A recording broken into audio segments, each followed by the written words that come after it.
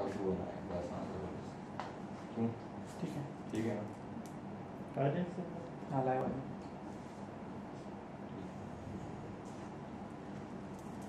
है लाइव है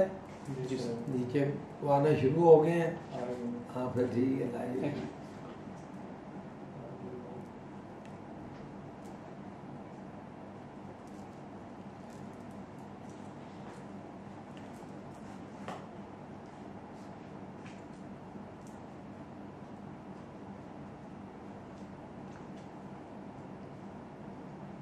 ठीक है सर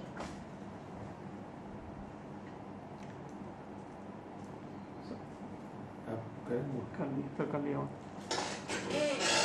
बिस्मिल्लाहिर्रहमानिर्रहीम। नाजरीन अस्सलाम वालेकुम, मैं हूँ चौधरी एजाज और आप देख रहे हैं प्रोग्राम होना क्या चाहिए। तो एक तो फिर माजरत के सारे दोस्तों का ये इसरार था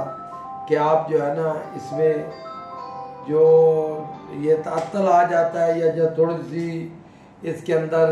आप मतलब सारे दोस्त कहते हैं कि बाकायदगी से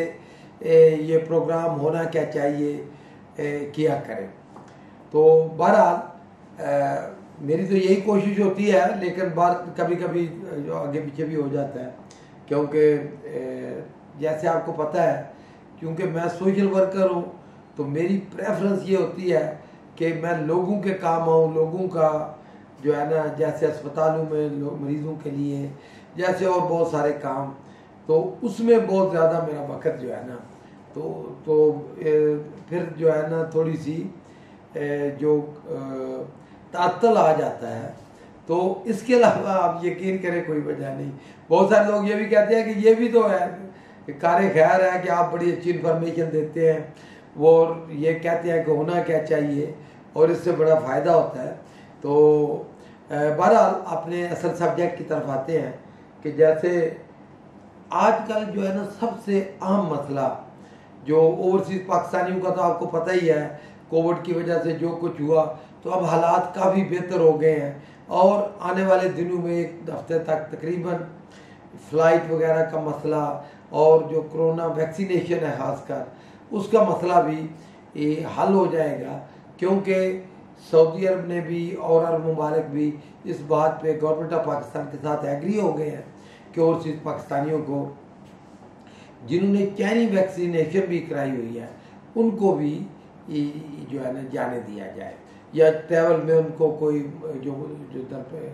जो मुश्किलात हैं या जो रुकावटें हैं वो दूर की जाए। अच्छा, लेकिन इस वक्त जो सबसे बड़ी मुश्किल या जो है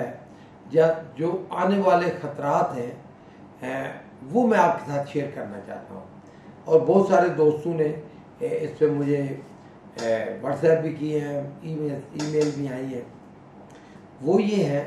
कि अफ़गानिस्तान की सूरत और आपको पता है कि पाकिस्तान का अमन डायरेक्टली कनेक्टेड है जो अफ़गानिस्तान के अमन से। यानी आप दूसरे लफ्ज़ों में कहते हैं कि अफ़गानिस्तान और पाकिस्तान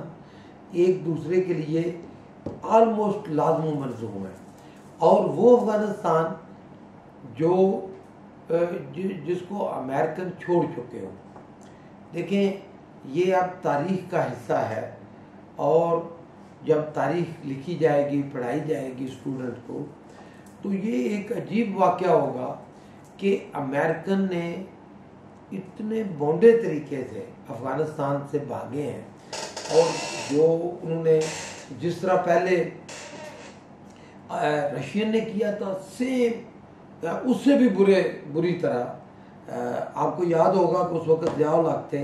जब रशियन जा रहे थे, तो उस वक्त भी पाकिस्तान ये चाहता था कि वो एक मुआहदा करके निकलें, एक हुकूमत बना के निकलें, लेकिन वो भी आनन फानन भाग गए और उसके बाद जो कुछ हुआ, जो खून की नदियाँ और जिस तरह की खून रेजी हुई, खाना जंगी हुई अफ़गानिस्तान में, बल्कि वो दिन और आज का दिन अफ़गानिस्तान में कभी अमन नहीं हुआ। अब उससे भी बुरे तरीके से जो अमेरिकन निकले हैं अफ़गानिस्तान से कि और वो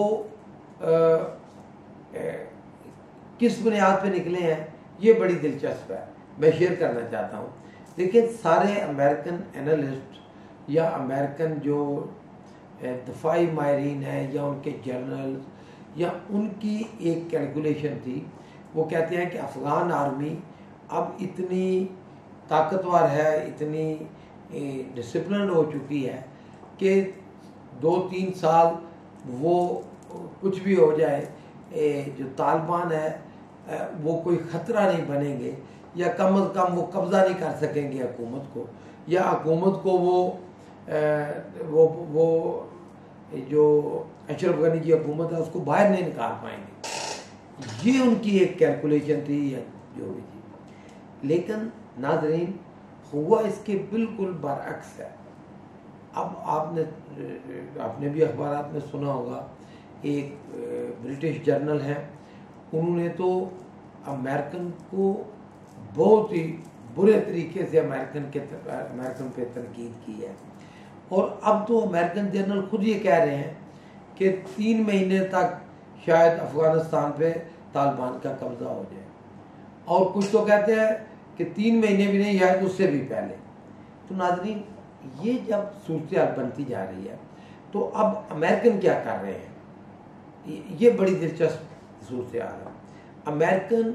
बजाय इसके कि वो अपनी गलती तस्लीम करें, जो कुछ उन्होंने ट्रिलियंस ऑफ डॉलर, नाज़रीन ट्रिलियन 1000 अरब का 1 ट्रिलियन डॉलर होता है, तो 1000 अरब डॉलर उन्होंने कोई 2000 अरब डॉलर खर्च किए हैं। तो मैं आप ज़रा देखें कि पाकिस्तान का सारा कर्जा जो है वो 100 अरब डॉलर है, तो इन्होंने 2000 अरब जो है वो तकरीबन अफ़गानिस्तान के ऊपर खर्च किए हैं ये, और इसके बावजूद उनको बुरी तरह शिकस्त हुई है। और पाकिस्तान जिसका पूरा मिलिट्री का बजट ही 8 अरब डॉलर है, तो उसको वो अमेरिकन ये कह रहे हैं कि भाई आप जो है ना इसको कंट्रोल करो। देखिए, पाकिस्तान के लिए तो बड़ी आइडियल सिचुएशन थी, बल्कि हम सब ये चाहते थे कि इंडियन जो सुपरमैन बनते हैं और कहते भी हैं, तो इंडियन आए, और पता नहीं अमेरिकन को क्या मोहब्बत हो गई है इंडिया से कि वो इंडियन को वो नहीं आने दे रहा। हालांकि इंडियन चाह भी रहे थे, मोदी ने बढ़ के भी मारी थी।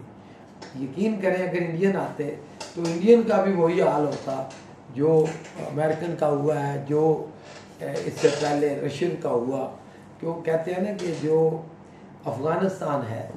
ये सुपर पावर्स का कब्रिस्तान है। खैर, इंडियन तो सुपर पावर नहीं, लेकिन चले एक जैली शैली जो भी है, कुछ हिंदू को घमंड तो है ना कि भाई हम भी एक ताकत बन चुके हैं। तो बहरहाल, अच्छा, अब इस जो सारी सिचुएशन है ये हमारे लिए बड़ी ही ख़तरनाक साबित हो सकती है। और जिस तरह हमारे वज़ीर आज़म मुल्क को आगे लेके जा रहे हैं, पाकिस्तान इससे अगर सरखरू होके निकलता है तो पाकिस्तान एकदम उठ जाएगा, और पाकिस्तान को फिर कोई दुनिया की ताकत नहीं रोक सकेगी। अच्छा नाज़रीन, अब देखें, वो कहते हैं ना कि सबसे ज़्यादा ख़तरा वो अपने घर से होता है, तो वो बिल्कुल सही साबित हो रहा है। अब अपोजिशन देखें, वो अपोजिशन जो मुर्दा हो चुकी,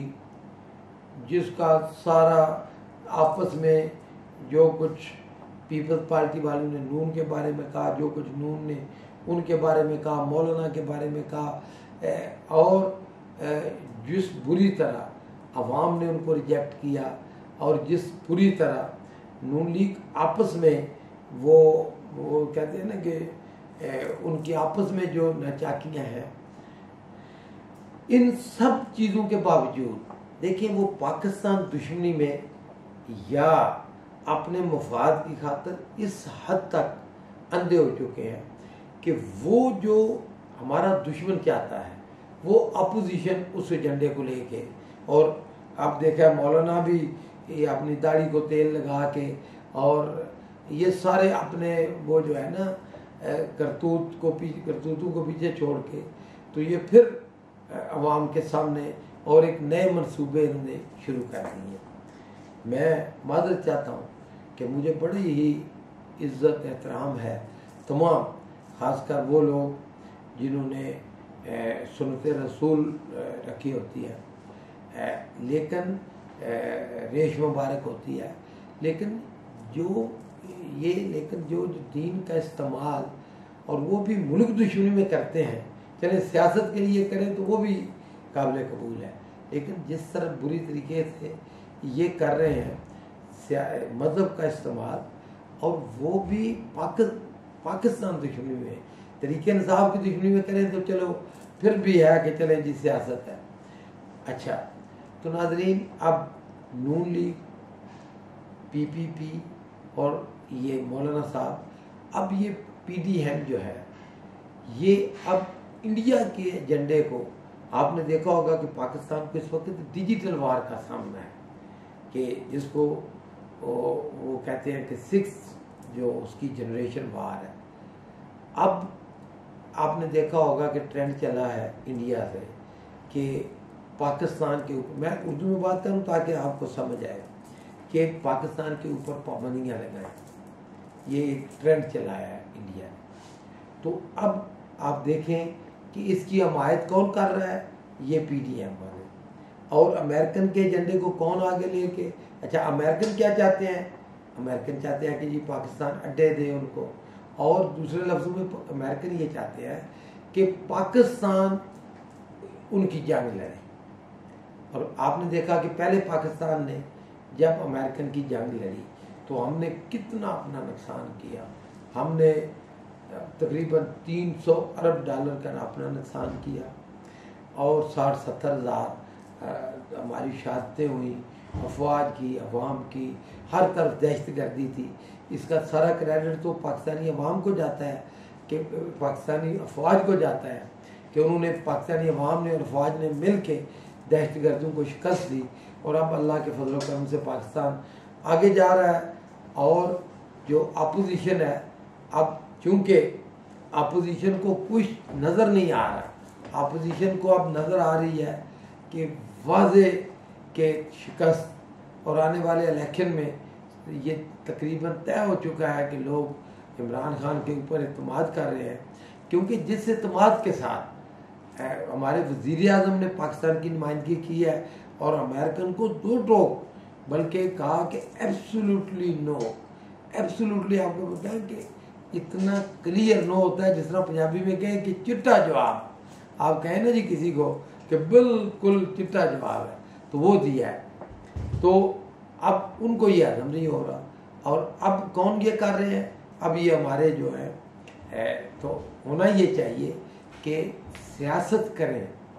ये जो हमारी नून है, पीपल्स पार्टी है, मौलाना साहब है, ठीक है, सियासत करें, तरीके इंसाफ की भी मुखालफत करें, ये भी ठीक है, लेकिन खुदा के लिए होना ये चाहिए कि पाकिस्तान की मुखालफत ना करें, अफवाज पाकिस्तान की मुखालफत ना करें। आप यकीन करें, हर पाकिस्तानी को ये सोचना चाहिए और ये अपने दिल पे लिख लेना चाहिए कि अफवाज पाकिस्तान है तो पाकिस्तान है। अब अभी आपके सामने की बात है कि इन दहशतगर्दों को किसने शिकस्त दी थी, और अब देखें इराक़ का क्या हाल हुआ है, आप देखें क्या हाल हुआ है सीरिया का, शाम का क्या हाल है, लबनान का क्या हाल है, फ़लस्तीन, ये देखें लीबिया का क्या हाल हुआ है। लेकिन ये हमारी अफवाज है कि हम अल्लाह के फजल करम से पाकिस्तान उठ पड़ा है, टेक ऑफ शुरू हो चुका है, मईशत ठीक हो रही है, और हमारा दफा इंडिया को जुर्रत नहीं हो रही कि वो नज़र उठा के भी देखे। और जिस अच्छे तरीके के साथ पाकिस्तान की खारजा पॉलिसी आगे बढ़ रही है कि चीन ने हिंदुस्तान को जिस कहते हैं ना कि बिल्कुल गले से पकड़ लिया है, और अब इंडिया तो कोई कर नहीं सकता। तो ये जो आज आके अब अगर कोई पाकिस्तान का दुश्मन रह गया है, मुझे बड़ा मैं बिल्कुल ये लफ्ज़ इस्तेमाल नहीं करना चाहता, लेकिन आप यकीन करें कि और कोई लफ्ज़ नहीं, ये पाकिस्तान को अगर कोई नुकसान पहुंचेगा तो इस अपोजिशन से पहुंचेगा, ना अब अफ़गानिस्तान नुकसान पहुँचा सकता है, ना ये अमेरिकन पहुँचा सकते हैं। उनका मनसूबाबंदी यही है, लेकिन अब मोरे ये बनेंगे। तो ये बात आपसे शेयर करनी थी। बाकी सारी अच्छी खबरें हैं, मईशत सही है। आप देखें किसान खुशहाली की तरफ से सफ़र है, नौजवानों को लिए रोज़गार कर दे। बैरून मुल्क में पाकिस्तान का इमेज बड़ा ज़बरदस्त हो गया है कि हम एक गैरतमंद कौम है। और एक सही मायनों में जिस तरह हमारे वज़ीर आज़म ने अमेरिकन को एब्सोल्युटली नो कहा, तो पता चला कि पाकिस्तान एक एटॉमिक ताकत है। तो अब सारा दारोमदार वो जो है ये अपोजिशन पे है। अगर अवाम ने असल चेहरा अपोजिशन का पहचान लिया तो अल्लाह के फजल व करम से आप देखें कि मुझे कई दोस्त ने ये मैसेज किया जी देखें जो हमारे डेवलपमेंट के काम हैं इसकी बात कल करेंगे, लेकिन आप देखें कि डेवलपमेंट रिकॉर्ड आज तक ने इतना पैकेज दिया जिस तरह इस वज़ीर आज़म ने मंडी बाउद्दीन को दिया है। यूनिवर्सिटियाँ हैं, डेवलपमेंट के काम, रोड वो जो 20 साल में नहीं हुए वो सारे काम, बिजली हर गांव में हर डेरे पे काम शुरू है, गैस, तो गर्द हर तरफ अच्छे की है। लेकिन अल्लाह करे अपोजिशन को समझ आए और ये अपनी करप्शन